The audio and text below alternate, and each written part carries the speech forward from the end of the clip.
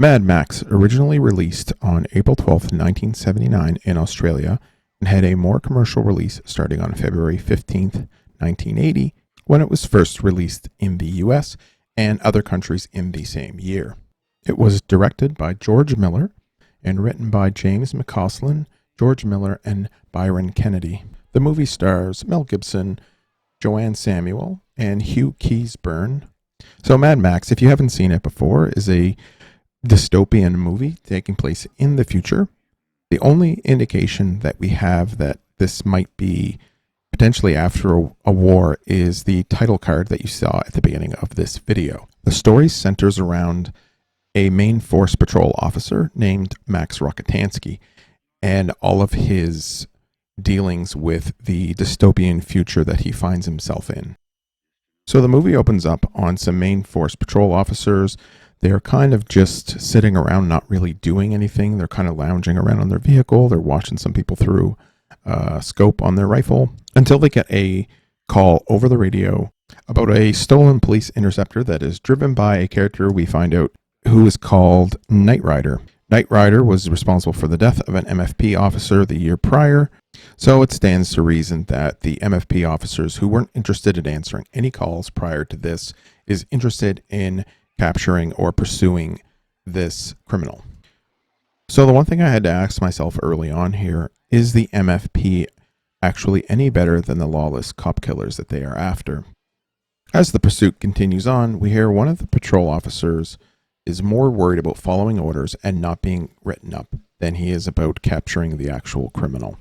The two MFP vehicles, the interceptors, are both actually run off the road, and the one who was concerned about not being written up is actually critically injured, but his partner doesn't seem to care very much as he actually just calls for a meat truck. A meat truck is presumably called when someone is unlikely to survive a critical injury. So cue Max Rokitansky, and he ends up running the Knight Rider into another vehicle, and he is burned in a fiery wreckage. So as Max returns to the Hall of Justice, we see that the Hall of Justice is actually run down, and we hear over the radio, we hear throughout the movie actually, where there's someone on the other side that keeps reciting these memorandums. In the garage, we hear them say, "Only by following instructions can we hope to maintain a successful highway program." So it seems that the officers are bound by these memorandums. Then we get a bit of dialogue pertaining to Max wanting to quit previously, and he's shown a interceptor, which is said to be the last V8. The special interceptor will come into play later in the movie. The thing that we noticed here is that the MFP really has some dwindled forces. Throughout the movie, up until closer to the end, you can continuously hear calls coming through over the radio, but there's nobody really answering. There's people asking for help and not getting any. Do the MFP even want to help? As we see with Johnny the Boy's incident, no witnesses will come forward. And the MFP start to lose, or they have already lost hope in what they are doing is actually making a difference. So this incident, I believe it happens in a town called Jerusalem, we see basically the biker gang, Toe Cutter, who actually we don't see referred to as directly as Toe Cutter until a little bit later in the movie. They show up in this town, and they basically kind of take over, and they're just kind of running around, causing mischief and stuff until we get to a point where a fight breaks out between some of the gang members, and then we see a hot rod take off. Man and woman are inside, and then they are pursued seemingly by the entire biker gang. Now, this was something that confused me because it seemed like it was the entire gang with Toe Cutter included, and then they eventually chase this hot rod down and run it off the road and basically just jump on it and attack it. And to me, it reminded me of a scene from 2001: A Space Odyssey. And it's just basically reminded me of apes just basically pounding on this car and tearing it apart and then pulling out the poor victims. And we actually see a scene where it looks like Toe Cutter standing there with his helmet on, but then it sort of later it's referred to as something that Johnny the Boy did himself without the rest of the gang. So that was a little bit confusing to me. So Max and Goose actually hear about this incident, and they travel and find the hot rod actually completely demolished. Actually, they first find the man that was driving the hot rod. He's running basically along the side of the road, and he's running out into a field. And then they continue on where they find the hot rod, and they see Johnny the boy has been tied up for some reason. This is something which confused me a little bit, where he is just basically tied up and left there by Toe Cutter. So now we cut back to the Hall of Justice, where the hot rod has been impounded, and Johnny the boy has been arrested and is being kept by Goose and Max. So right now I want to talk about Bubba Zanetti, who I think is actually, after watching this movie a few times now, I've watched it many times previously, and after watching it about 3 or 4 times now in preparation for this review, he's a character that I don't see talked about very much. When someone asks him what happened with this hot rod incident or what happened to this vehicle, he basically says this seems to be a result of an anxiety, which is a very interesting statement to make, because it could be said that with everything that's going on with these fuel and resource shortages that are going on in the world, that basically this isn't anybody's fault. It's the fault of society at large. And then later on, when the gang is on the beach and some of the gang members are playing around with a mannequin, he leans over to Toe Cutter and says, "Joviality is the game of children," which again, it makes me wonder if, he still has most of his senses and he sees everybody else in this gang that is basically just completely given into the anarchy, given into the madness. The other thing that I wonder too is if Bubba might have actually been a former MFP officer, because he wears similar attire. He wears sort of the black leather and a similar helmet as they do. And he also shows that he's like much smarter than the rest of the group, because he sets the trap for Max at the end of the movie. So back to Johnny the boy. He's still cuffed in the Hall of Justice, and Goose is basically toying with him until the gang's lawyer comes in and basically says that there is no contest because none of the witnesses came forward to testify against Johnny the boy, so he is released. And Goose absolutely loses it here at this point, and he tackles Johnny the boy and starts punching him, and eventually they are separated. And the chief tells them that they can do whatever they want as long as they keep it on the road. So long as the paperwork is clean, you boys can do whatever you like out there. Here we see again that the level of madness is being elevated even by the chief, where he's allowing them to be lawless out there, basically just take care of business and don't tell me about it. And I think everybody sort of goes through their levels of madness in this movie. I'm going to refer to that quite a bit, I think, in this review. I think this was Goose's point of no return, where he basically loses it after he sees Johnny the boy being released. And we actually saw Goose in the beginning of the movie actually being relatively happy. He seemed like one of the more happier characters. The MFP is referred to as the Bronze by the gangs. And the gang, Toe Cutter's gang, they all have this symbol tattooed on their faces. It's the Greek symbol for phi, spelled P-H-I.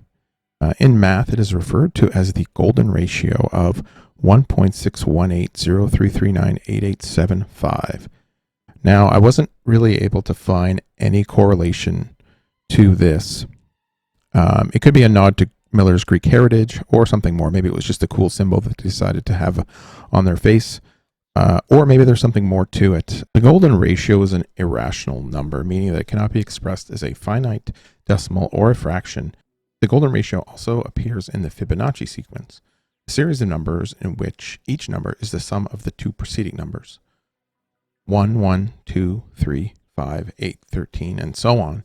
So this could also be referring to maybe the levels of madness that I keep kind of referring to during this review. And I think, like I said previously, where there's each character goes through these sort of stages of madness, these sort of stages where they've basically had enough, and they either give in to the anger, give in to the frustration, give in to the madness, and they lose it. They no longer are any semblance to normal society, and really are living in a truly dystopian way or truly dystopian life.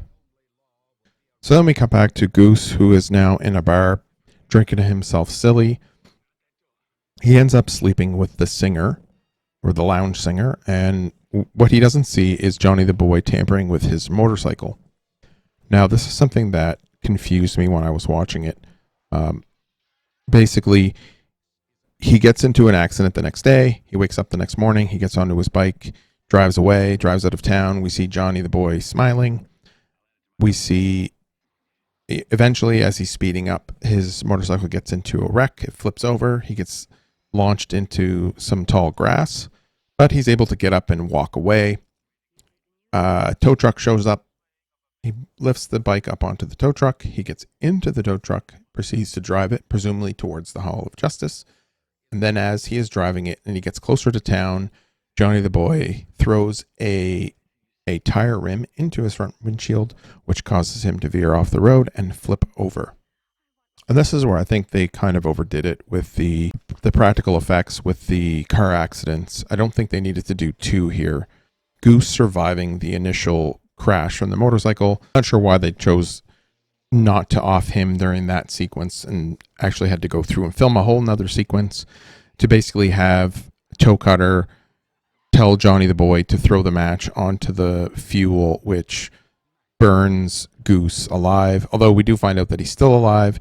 And then that leads us to the next scene where Max is walking into the hospital and he sees Goose for the very first time, and he says, that's not Goose in there. I don't know who that is.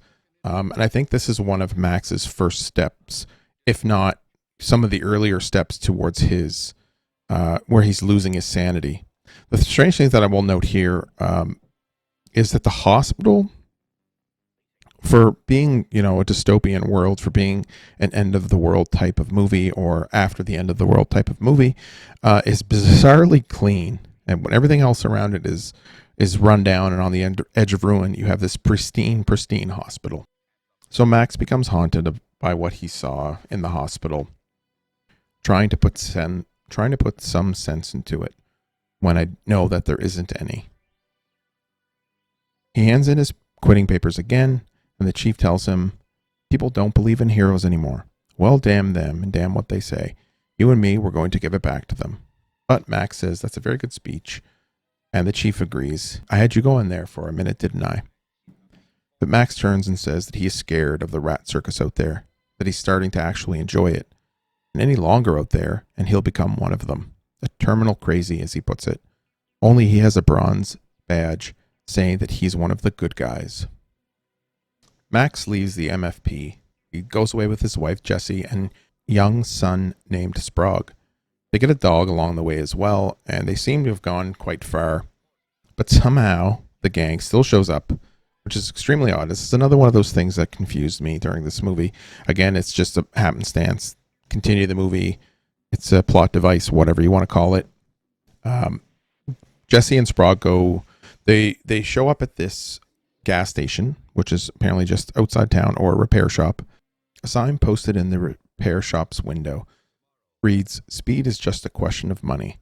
How fast can you go?" Grease Rat, who is the mechanic on site, later actually repeats this line, but he repeats it incorrectly. He says, "How fast do you want to go?" And Jessie decides to take Sprague into town where she can get some ice cream, and she is confronted by Toe Cutter and his gang. She does manage to get away, and they do escape, but Grease Rat, as he's called in the credits, actually tells Toe Cutter where they are. They're at May's farm. So they do end up talking to a police officer on May's farm. I'm not sure if it's an MFP officer, but it definitely seems different. And there is a scene early on in the movie where they talk about different jurisdictions for different patrol officers. So presumably a few days go by, and then everything calms down. Jesse no longer seems to be worried about the gang. Max doesn't seem to be worried about the gang. He's working on a vehicle. And Jessie decides to go down for a swim, where she is confronted by the gang again. Now, we know from earlier, it seems like Grease Rat must have told them where May's farm was. So they show up. They chase her back to the farm from the beach, and Max is there and he sees her and she's all panicked. So he grabs a shotgun and he heads down towards where she came from, assuming that the gang must be down in the woods somewhere, down closer to the beach. Some hooligans, potentially, some other hooligans, maybe not the gang. So he basically runs away. Jesse is taken care of by May, and for some reason, Sprague is left unattended. But Jesse runs into Toe Cutter, and they actually have a hold of her son. Luckily, May has a shotgun, and she rescues Jesse and Sprague from the gang members by locking them up in a farm. Now, this kind of goes back to something else that I had noticed throughout the movie, that I'm not quite sure why the gang is afraid of the MFP. It could be because it has something to do with the guns, like they don't have guns, but there is a scene on the beach where Bubba has a Mauser pistol and Toe Cutter has a shotgun, so I'm not sure that that's it. Maybe the ammos are rare. Maybe the ammo for guns is rare. Maybe guns are rare themselves. And the MFP seems to still have access to multiple guns. So May escapes with Jesse and Sprague in the car, and they're driving down the highway. Eventually, the gang breaks out of the barn, and they pursue them, and eventually they catch up to them. The car that Jesse is driving was the one that Max was working on earlier, and it does break down and start to leak. So May tells them to run, and she steps out of the car with her shotgun. Jesse begins to run down the road, but for some reason she runs down the middle of the road instead of even running on the side of the road or running out into one of the fields on the left or right. She stays right on the road. And unfortunately, the gang goes around May, who shoots and misses. Unfortunately, Jesse and Sprague are run over by the gang. Eventually, Max returns. He runs up and he sees May and she's crying. And then he sees the two bodies out on the middle of the road and he begins to break down even further. And then we cut to a scene where Jesse is seen laying in the hospital. She is horribly mutilated. And Max overhears the doctors talking about Jesse's condition. And I think he begins to, again, we talked about levels, and he begins to unravel even more here. He returns to the MFP full of vengeance. He gets the Interceptor Special, since it's now prepared, and a call goes over the radio, something about the car being stolen, a potential code 3, which was the code that was used to refer to Knight Rider at the beginning of the movie. Because Max is at full vengeance mode now, he's not really aware. He does fall into a trap that Bubba sets, where he has Johnny the Boy basically laying face down, and then he surprises him. He gets shot in the leg, and then they run over his arm, but Bubba doesn't actually kill him. And then he turns, and Toe Cutter says to finish it, and then as Bubba tries to take out Max, Max uses his shotgun, and we see the end of Bubba here. And then we have the pursuit of Toe Cutter, and Toe Cutter actually receives the same end as Knight Rider does in the first few scenes of the movie, where he basically hits face first into an oncoming vehicle. He drives into this area that's marked with a black skull and crossbones on a red background that says prohibited zone. We don't really know what this is. We don't know if this is like some type of forbidden zone, some type of wasteland, some type of nuclear fallout land. We don't really know. But Max drives off into it. First, Max sees the motorcycle on the side of the road. And then he follows some tracks that lead off the road where a truck was run off the road. And we don't really know if Johnny the Boy actually caused it, but he did come upon it, so it's presumed that he caused the accident, and he's stealing some boots. And Max puts the shotgun to the back of his head. He forces Johnny to handcuff himself to the vehicle, and he basically tells him that he can hack through the handcuffs in 10 minutes, or he can hack through his ankle in 5 minutes. And he forces Johnny to choose either to burn to death or to saw his own ankle off. And I think at this point, this is where we finally see the name of the movie actually come around full circle, Mad Max, where I think personally, watching this movie, that this is the point of no return for Max. But maybe it's also the point where he realizes that he still can't, kill somebody, and maybe he hasn't reached that final level yet, but he's just at the precipice of it. But this is the end of the road for Max anyway, and the beginning of a new life. This actually leads us probably into the dystopian future of Mad Max 2. I think that George Miller was trying to relay a message of what unfettered freedom might actually look like and what unfettered entitlement actually looks like. This might be something that's analogous to the oil crisis that happened in Australia, and that might be where he got some of his ideas from. And what would happen if we all felt entitled to something, and what those levels of entitlement could actually lead us to. While I believe that freedom is a human right, and I believe everybody has that right, what happens when we have no rules, no laws, no regulations? I think it actually leads us almost essentially where this movie goes, and it leads us to basically an anarchy-driven society where there's no repercussions for anything that you do. Lawlessness rules the land, and eventually we almost put ourselves at the edge of extinction.